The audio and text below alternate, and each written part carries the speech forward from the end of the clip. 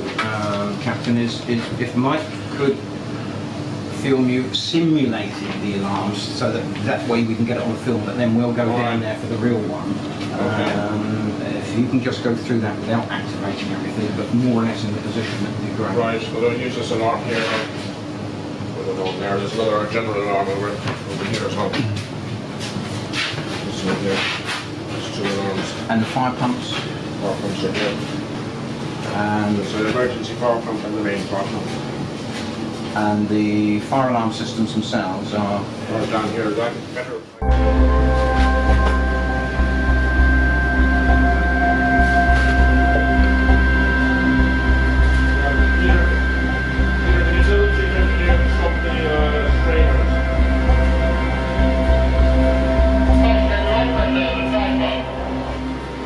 Check with the Ross. If we use, because it was just one, if we use the forward paint marker, right? I think I'll use this for you. Okay. So, I say this is based on all the other drills that I've done and what I've been told that you would send one crew to check, so we'll go down there. So when he gets down there, I'll tell him that he does have a fire. He should then contact you, shouldn't he? Right, send the general alarm, start the fire pump, and then I'd expect 2 crew in fire suits and BA. Right. And we'll confirm the fire can be tackled safely, but they need, for safety, SCBA, and they'll need a charged phone line. So.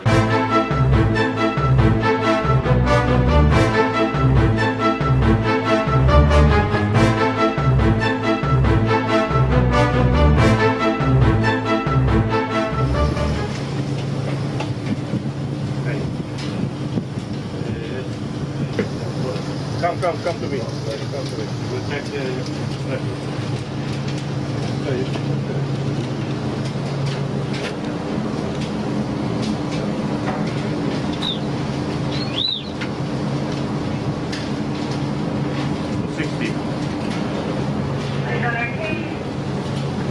The fire pump already. I want to start because it's got the pump from... Bridge from deck. Deck bridge. Yeah, I have 2BA main team ready. The pressure is 260. We are now proceeding forward. Deck bridge. Yeah, I can confirm everybody master is correct. The fire is in the main locker and the vehicle ready for action. The sprinkler system is ready to put it up, but I simulated still correct, so everybody's master is correct, so there's no casualties inside, so we can run the sprinkler system straight away. I have 1 extra hose ready for master cooling.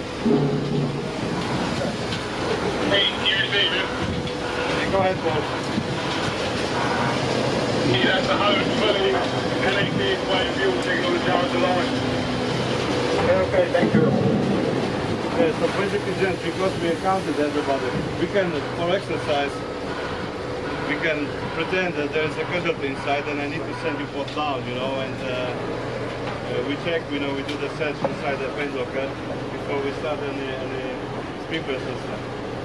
So, are you happy with that? Okay. Copy that.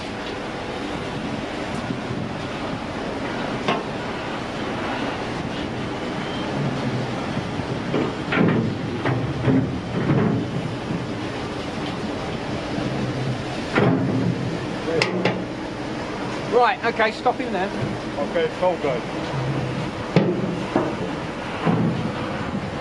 So, carried out his simulated search. Now we want water on the line. We don't want it down there. We'll put it over the side.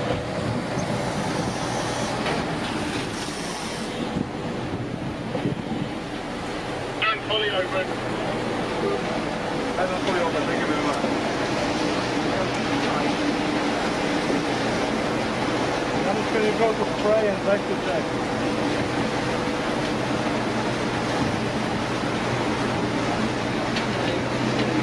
As much as you can into the length of the hose.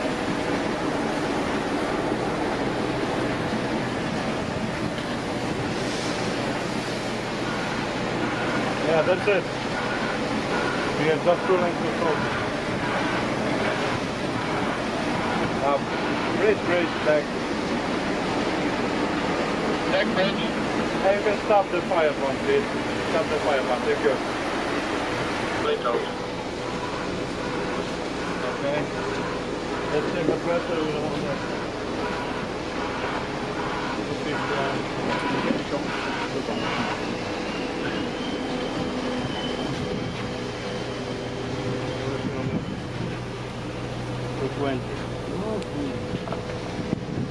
Can you hold it so Mike can get a shot of that as you're doing it?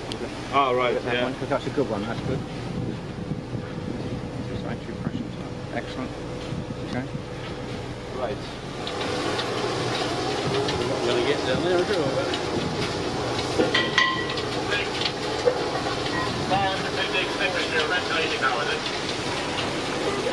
Right, this line which is connected here and there is connected to a spray bar which is down in the tank locker. So if there's any type of fire there, we come up, connect these hoses, open the valves, start the fire pump, obviously shut the hatch, and it should extinguish any fire which is down in that space. Okay.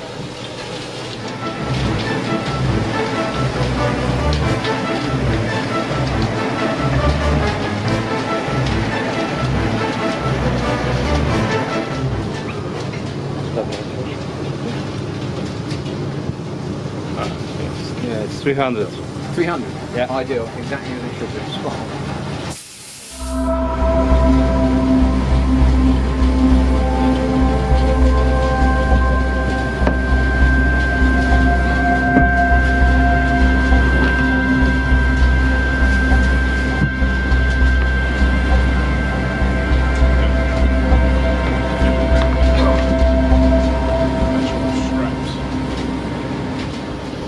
We've got the electrical fire, so we're below deck, so we've got the electrical fire.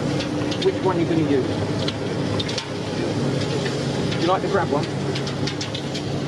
Again, assuming the incident is in there, if you'd like to show us how you use it. So these are 5 kilograms, a lot of yours are 2 kilograms, but the same principle applies. Yep.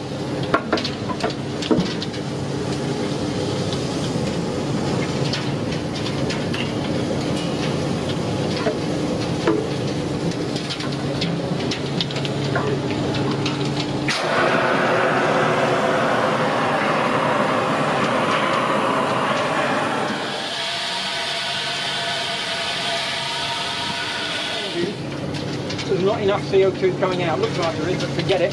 Go on to the next one. Try and use 2. You see how she's iced up? Yeah. Quite rightly, it wasn't holding that. It will cause you a freeze burn otherwise. No, that's great. Right, so the main one you've got now is the foam spray extinguisher. What can you use it on? Oil spill. Yep. Liquid fire. Yep. In fact, with the spray, you can use it on anything. So that is now the extinguisher of choice throughout the whole of the UK. So it doesn't matter what you hit. You may not put the fire out, but you're not going to do yourself any harm. You can hit electric, you can hit oil, you can hit normal combustibles. If you go into places like Tesco, Sainsbury's, all you will see is a foam spray. So that ideally is the one I'm trying to get them to put on here. So, 2 of you, whoever 2 of you, you want to grab one of the foam spray and working with yourself. Ideally, always 2 of you back one up with the other, and they don't last long. You're never quite sure if they're going to work.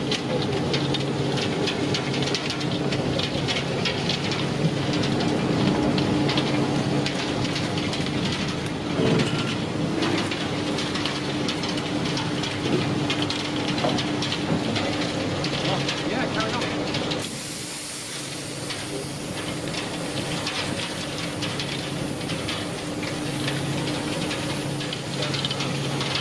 This you're using it really. We want to be able to put out any fire that we get. Oh, and by the way, we've got a live line of 760 volts. That's why it was designed. So you can use that on up to 760. You will not get a shock. Now, if you go and stand in the puddle, that's different.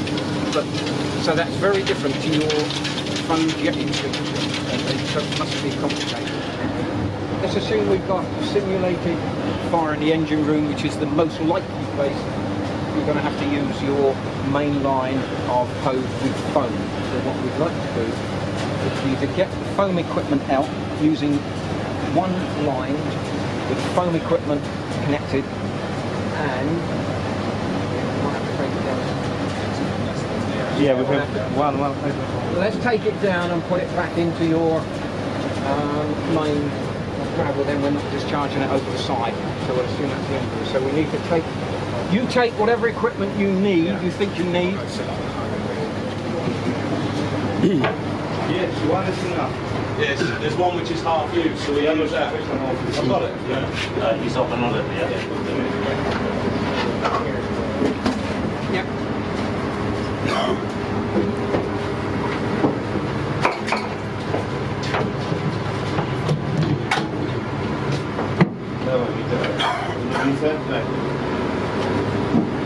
More hose, indicator. That's it, yeah? And nozzle. No, we just need this now. Let's go. Okay. Where does it go? Took it? You have to. Oh, yeah. You took it down, yeah? Okay, so let's go. Use that. No, okay, that's the control. Take it down where we were before. Yep.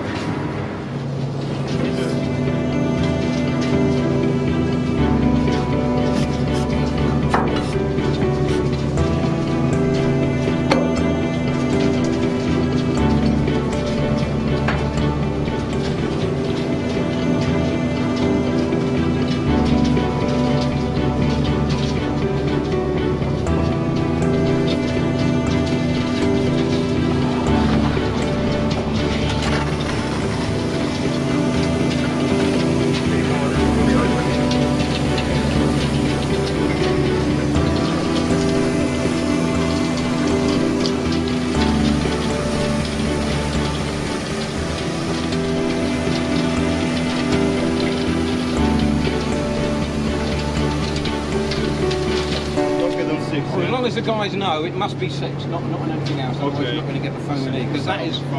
on the side. Yeah. But it's easy to get it wrong, you know.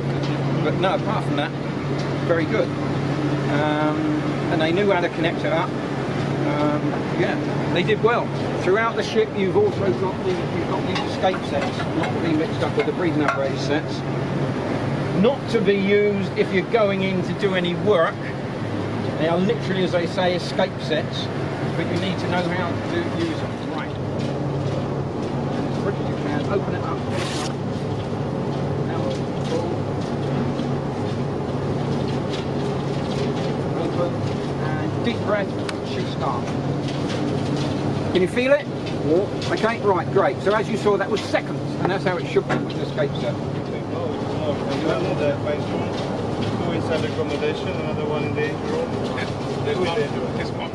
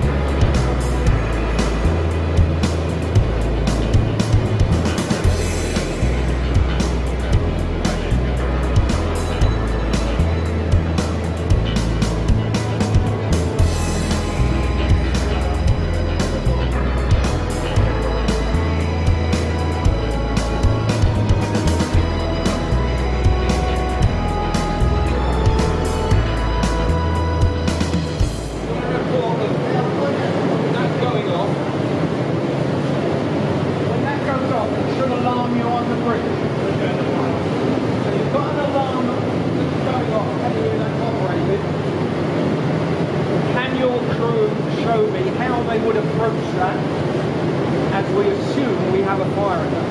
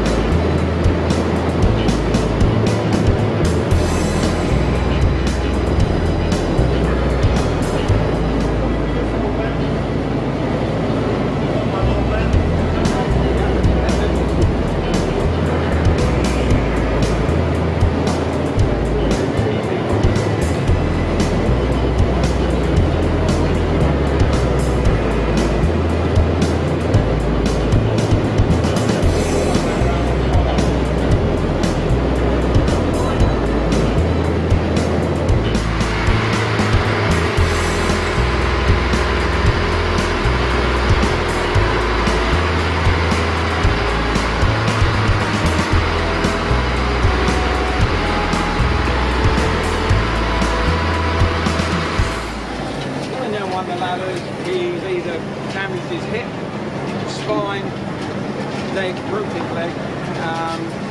We do actually get this quite often as a community responder for the ambulance service. It's not unusual. And then they got to move them. Right. Can you show us how you would put a casualty on this? Not expecting you to lift it. You would already have called fire department. If you're at sea, you'd have called Coast Guard. But at least you can start by getting the person onto this particular bit of kit.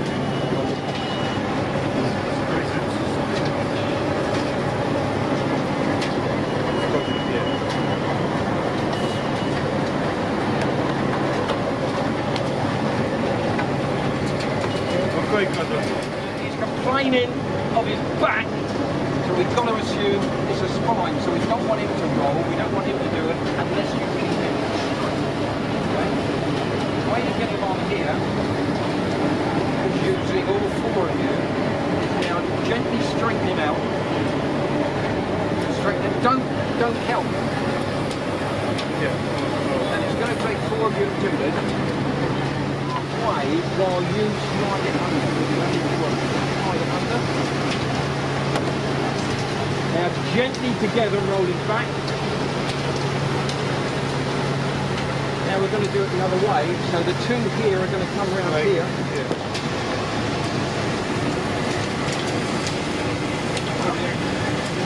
Now gently back. Right, much better.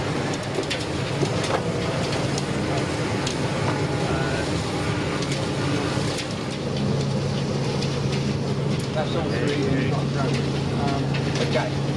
What I'd advise you to do is, the master would already have called for assistance. I would advise you don't try and pull him out of anywhere. Let the paramedics do that for you, because you don't want to make it worse, and they may well strap him in more. But if we start moving it, this is quite a bendy stretcher. All right, if he hasn't got any damage to his spine, not a problem. Then you can probably get him out with a handrail and some rope. But other than that, leave him and let them get him out. Okay, brilliant. Thanks for that. Yeah. You know how to put the breathing apparatus on, you know how to put all the suits on with it, you did all the checks on it properly, you did the checks when you went down into anywhere. Always check fatigue with a vessel, because it will, having been on a number of ship fires, I know exactly what it's like. So just take it easy. Don't do anything if you think it's beyond you, then you get assistance. Because you've only got the 2BA sets anyway, so you're not going to do firefighting as such. It might be a rescue, as you quite rightly said, to get someone out. You know how to use your escape sets. You did it very quick, so that was great. That's how it should be. Just plug it on, off you go.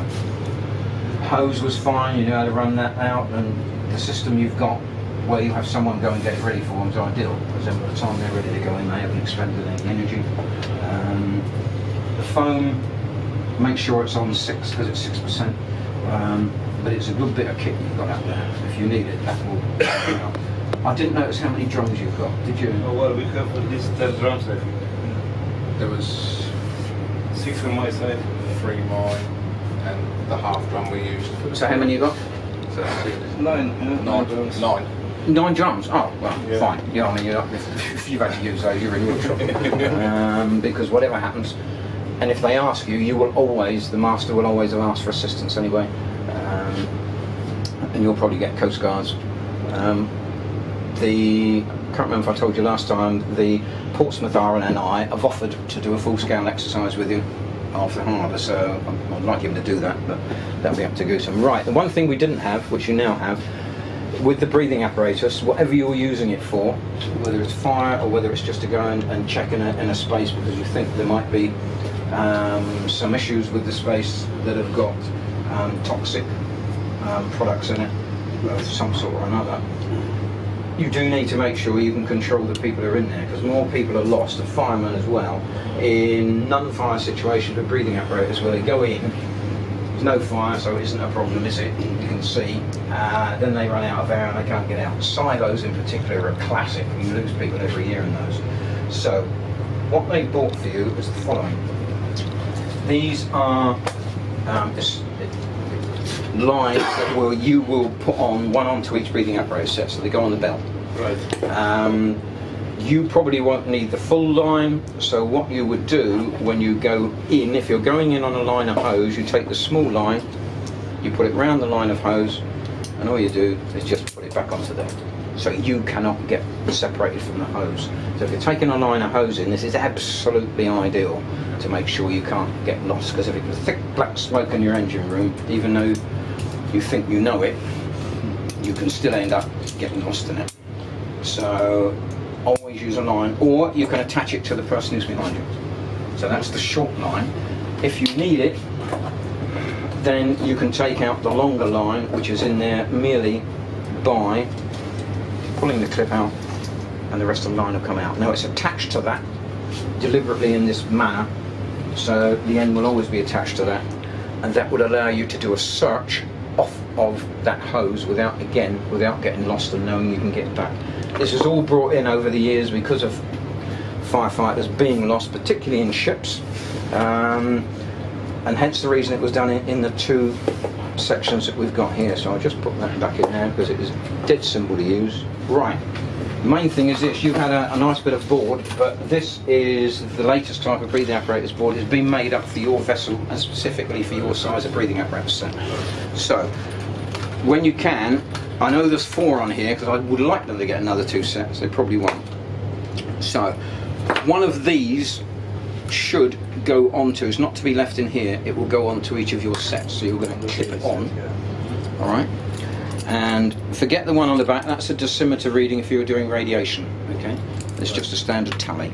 So in the same way you made your board out, perfectly obvious what it is, isn't it? So the name, the cylinder pressure, and the time you went in. Now this is where it gets, you have to be exact. So if, for example, you'd like to put your name in, let's assume the cylinder pressure, when you came out, it was actually 275, wasn't it? Well, when he went in it was 260, and when he came out it was 220. Put 260 on there. So let's assume that's the cylinder pressure. Now, the time, you will always go by this. You will not go by your own watch. Okay, so no one can get mixed up. So this thing you rotate at the back, and as you see, it says the present hour. So at the moment we're at what? 2. Well, no, we're at 1:50, and the key thing is it's what? 53. So you merely turn time in to 53. Now, what did you say the cylinder pressure was? 260. 260. Right. Read me off when you come out. 18 past. 18. Yeah. So you're going to put on there Time in 2:18. Sorry, so you're going to put the time in is now, 5:03. which is 153. 13:53. Right. You're going to pop that back in there. Right. And where are you? So the time you come out, or time the whistle, what did you say it was? 18 past 2. Okay. However you put it down doesn't matter, as long as you, because if you're the control man, as long as you understand it. And that's all we do, it's that simple. So it doesn't matter what the pressure is, it will tell you when you're coming out. So if that person isn't out by then, we know we got a problem.